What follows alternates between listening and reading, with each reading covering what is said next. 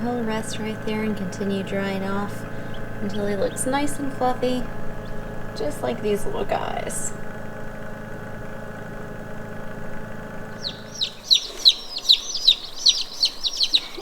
They walk if I pet them. Some of them are scared though. Right. I do not want to get teeth. I like that you're following our one finger rule. Remember what our one finger rule is? Yeah. What is it? It's where you just get to pet the chicks with one finger. That's right. That way you don't hurt them. You're right.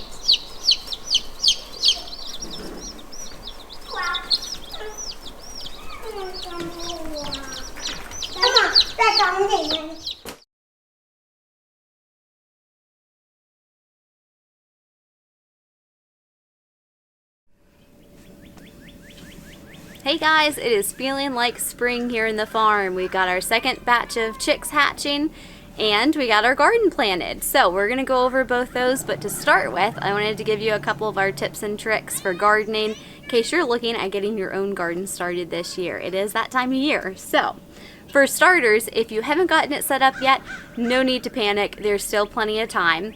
But you want to be considering what style gardening you want to do and the spaces you have. So the first thing you need to do is decide where to put your garden. Like this one, you're going to need at least 6 to 8 hours of sun. The sun comes up right over here, that's the east direction for us, and sets on the back side of our house, so this gets more than enough sun. If you don't know how much sun a spot gets, you can simply go out starting at dawn and check once every hour to see if it's still a sunny location. For every hour that it's still sunny, obviously goes to an hour of sun. So this one, again, we get more than 6 to 8 hours, so it's not a problem. Once you pick a location you need or have that will work, you're going to want to pick what style gardening you do. There are so many different styles of gardening, so I'm just going to hit on a couple of them. Feel free to look any of these up. I'm no expert in all of them by any means, but it's something to consider if you're looking for a long-term spot to do your garden.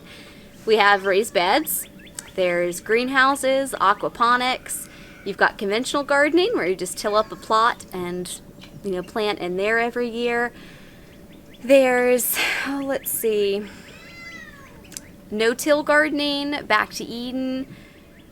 Oh, and container gardening. Don't want to forget that. And again, even within those, there are so many different types of gardens. You just want to look into them and decide what style you want to go with. You may already know. We were raised, my husband and I were both raised with conventional gardens. All of our grandparents and parents did conventional gardens. There's absolutely nothing wrong with that. But as you get further into setting up your own garden, you may want to consider different concepts. For us, the raised beds have worked really well. We have a lot of rocks here, and the one spot that we had picked to do a conventional garden when we first moved here was actually pretty depleted, and when we looked at the cost to have the soil amended, we were better off just buying compost and starting fresh. So we went with rocks for our raised beds. You can use cedar, you can use all sorts of different materials. Personally, I preferred the rocks just because I'm never going to have to do it again. I don't have to worry about it rotting or anything like that. Worst case, a rock falls over and I set it back up. So I can handle that. It is more expensive up front, but long term, again, I'm not ever going to have to redo that, so I like that aspect of it. The cost of wood has gone up a lot, so definitely something to consider as you're getting started there. Once you decide what style garden you want to do, that's probably the hardest part of all of this. Next is just planning and deciding what you want to put into your garden. So we're going to be doing a potager style garden here, something between that and a cottage garden. One of the nice things about gardening is you can do it however you want. Test a couple different things out and just find what you like and what's your style. I use from our Virginia Cooperative Extension their planning guides. I've got them here. I will share a link to them down below. I don't know how well you'll be able to see these, but they have some really great resources. My two probably favorite things from there, the link below, is how much to plant per person. This really helps just to get a rough and general idea of how much you eat. Now, you probably will not eat the same amount as all of these guides. I know we don't, but it's a good place to start and kind of interesting to see, you know. They also have a zone planning guide, so this is definitely one of my favorites. For us, we are on the mountains and we are right on the edge. We're on the edge of zone 6B and 7A. I tend to stay on the more cautious side and plant with zone 6B. For some of my friends locally, y'all are probably in zone 7, so you can be planting the things I've already planted already. And if you're in zone 6 like me, you can also be planting these. So here's a printout of what all's in the link below. I print out a copy every year so I can mark it up, make notes, and any changes I want to make for the upcoming year, I can note that on here. So the first thing you want to do is look on this chart. This is for Virginia, but I would think most states probably have a similar chart. If not, you can just look up hardiness zone map for your area and you will find something similar. For us, we are right here in the line of 6B and 7A. I would always recommend planting on the more cautious side, but I'll be the first to admit that sometimes I give things a chance to and just plant it and see what happens. So once you find your zone, you can go to the corresponding map. This is the hardiness zone 6B map. So it gives you the frost dates here.